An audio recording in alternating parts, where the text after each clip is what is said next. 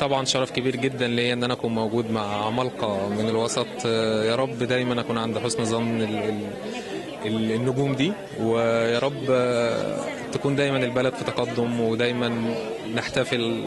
بس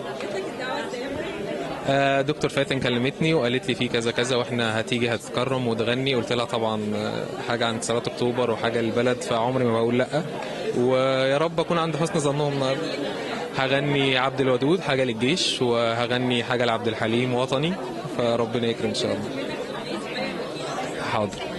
واه يا عبد الودود يا راوض على الحدود ومحافظ على النظام، كيفك يا واد صحيح عسى الله تكون مليح وراقب للأمام، وامك عتدعي ليك واتسلم عليك وتقول بعد السلام خليك جدع لابوك لا يقولوا منين جابوك ويمسخوا الكلام. بس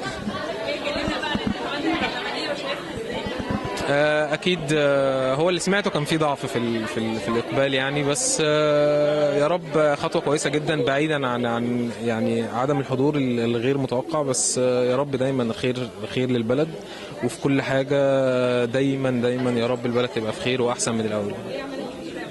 بحضر لألبوم ان شاء الله، كليب هينزل رأس السنه، وبعد كده في شهر 1 الألبوم ان شاء الله.